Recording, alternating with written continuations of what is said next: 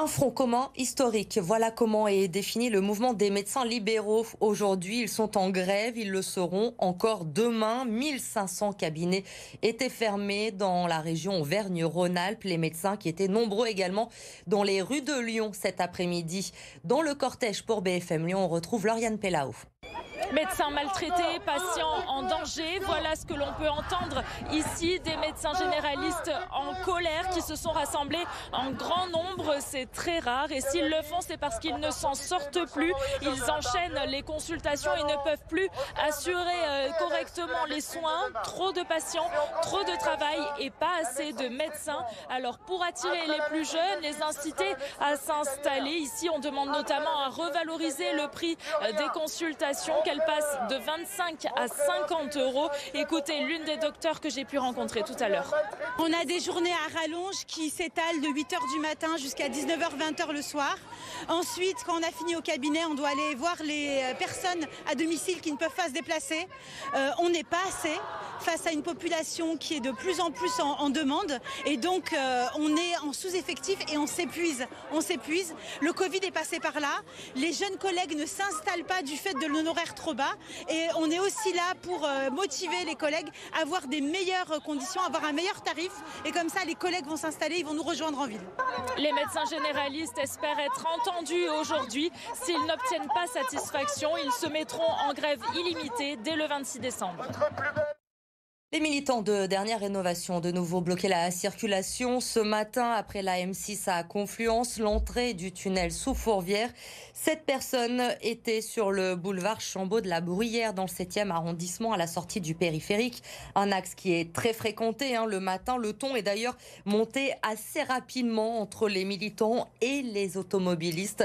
Assez agacés par cette opération, un homme a même pris un bâton pour les menacer. La police est arrivée sur place au bout de 20 minutes pour évacuer les militants. La circulation, elle, a été coupée près de 45 minutes. Perrache nettoyé pour la première fois depuis 8 semaines. La métropole de Lyon a dépêché aujourd'hui une entreprise extérieure pour ramasser les déchets alors que les agents d'entretien sont toujours en grève pour le maintien de leurs emplois. Une décision qui ne passe pas auprès des syndicats, mais la métropole, elle, se défend. Les explications de Victoria Solano. Après des semaines de déchets accumulés, le centre d'échange de Perrache a été nettoyé ce jeudi matin. Pas par les salariés en grève depuis plus de 50 jours, mais par une société extérieure dépêchée par la métropole de Lyon. Une action qui a fait réagir les grévistes. Qui devait réagir, oui, ça on est d'accord, mais qui devait réagir par le dialogue social et pas en venant casser la grève. On réagit publiquement en dénonçant cet acte totalement ignoble de la métropole. Alors ça fait plus de 2 mois qu'on demande à la métropole simplement de pouvoir dialoguer et de pouvoir écouter nos arguments. La seule et unique réponse qu'on a de la métropole, c'est d'envoyer la troupe, d'envoyer les forces de l'ordre. La métropole de Lyon, elle, justifie cette décision par un service minimum des grévistes non respectés. L'entreprise ne respecte pas les termes du contrat du service minimum. Cette décision intervient au regard de la situation sanitaire pour les usagers de la gare de Perrache, les commerçants, commerce de bouche, pharmacie, mais aussi la crèche, et alors que la fréquentation est accrue en raison des fêtes de fin d'année. La métropole assure suivre le dossier et réfléchit à la possibilité de reclasser certains salariés de l'entreprise actuelle. En bref, un nouvel accident de trottinette a eu lieu ce matin dans la métropole. Une femme âgée d'une quarantaine d'années a été renversée par une voiture sur le cours Émile Zola à Villeurbanne. Elle a dû être transportée à l'hôpital Édouard Herriot en urgence absolue. La conductrice du véhicule s'est présentée un peu plus tard dans la journée au commissariat après avoir pris la fuite dans un premier temps. Elle a été placée en garde à vue. Dans l'actualité, également ce jeudi, la journée mondiale de lutte contre le sida avec un mot d'ordre encore cette année. Le dépistage, après une baisse pendant la crise sanitaire, il a augmenté de 8%, mais il reste encore inférieur au taux de 2019. Reportage à l'hôpital Édouard Herriot, Adrien Blétry. Un dépistage, ce n'est pas vraiment compliqué. Une petite piqûre au niveau du doigt, 15 à 20 minutes d'attente et vous avez vos résultats des tests du VIH, de l'hépatite B et C. Donc ça facilite beaucoup la façon de vouloir se faire tester, je dirais. Ce n'est que depuis cette année que le dépistage est gratuit et sans ordonnance. Cette jeune lyonnaise est ici pour se rassurer.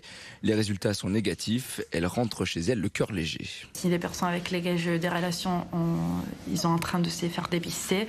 Et donc je suis contente de ça et je pense que j'en parlerai encore plus. L'année dernière, le nombre de dépistages du VIH a enfin augmenté de 8% par rapport à 2020. Les 2 années précédentes, à cause notamment du Covid, de moins en moins de personnes se dépistaient. Une situation qui inquiétait le personnel de santé et les associations. Dans le Rhône, 825 personnes seraient séropositives mais non diagnostiquées. On est encore en rattrapage. Il y a encore moins de sérologies qui se sont faites l'an dernier par rapport à 2019.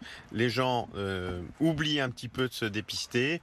C'est vrai que le Covid a pris tellement la place qu'on en a oublié les bonnes habitudes. Tout au long de l'année, ce van se déplace dans Lyon pour proposer des dépistages rapides.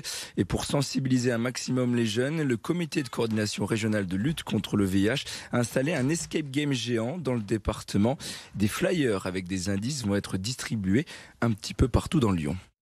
À Charlie, ce sont les élus locaux qui se sont mobilisés. Aujourd'hui, la ville a reçu le label Ville engagée contre le sida il y a quelques mois. Alors symboliquement, Olivier Arrojo, le maire de la ville, Laurence Fautra, vice-présidente à la région en charge de la santé, ou encore Pascal Blanchard, vice-président à la métropole, se sont fait dépister aujourd'hui pour montrer que le sida n'est ni de gauche ni de droite, mais se soigne aussi par la politique. Le test est très simple, c'est pas une prise de sang, c'est simplement un petit point de collecte de sang et le test se fait en même pas 5 minutes. C'est important puisque malheureusement il y a encore 6000 annonces de tests positifs en France et qu'au niveau de notre région, par jour, il y a une annonce positive de sida qui se réalise. Nous sommes à une semaine tout pile du lancement de la fête des Lumières. L'heure est au dernier préparatif, évidemment. Et cette année encore, les subsistances feront partie des festivités avec un bal des Lumières. Le thème, sapé comme jamais. Amélie Duchamp et Vincent Serrano. Taper du pied, se déhancher, les subsistances ont prévu une véritable fête, en pleine fête des Lumières. 11 plateformes de couleurs qui seront investies par une trentaine de danseurs et de percussionnistes et bien sûr, la lumière. La lumière qui est autour de toutes ces plateformes vient les éclairer de différentes façons. Si c'est des percussionnistes, on sera sur plutôt un rétroéclairage, les danseurs vont être éclairés par le dessus et la tour centrale, c'est plutôt les arêtes qui vont être soulignées. Et le public est invité à circuler au milieu de toutes ces plateformes et à venir participer à la fête. Une fête, un bal plus précisément, au son rumba et orchestré par le danseur et chorégraphe congolais Nganga Daouda.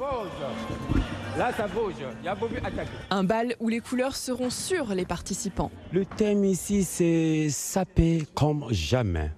Voilà, donc la sape à fond. Donc on doit s'habiller, mettre la barre très haute. La sapologie à l'honneur, ce mouvement culturel africain qui encense les vêtements élégants et très colorés, idéal pour une danse extraordinaire. La danse des playboys, la danse des anciens. Oui, donc ces danses-là, au fait, c'est pas des danses que tu vas voir par-ci par-là. Non, c'est des danses des grands, c'est la cour des grands. Il faut frimer. Si tu sais pas frimer, ben voilà, tu danseras pas. Venue apprendre à frimer, Roukia, qui sera danseuse sur les plateformes jeudi et vendredi prochain. J'avais déjà vu ça bien avant, mais c'est juste que là, voir quelqu'un qui nous le montre en live, c'est impressionnant. Pour tous ceux qui voudraient s'ambiancer la semaine prochaine, ce bal des Lumières sera ouvert au grand public. Chacun pourra présenter ses meilleurs pas de danse.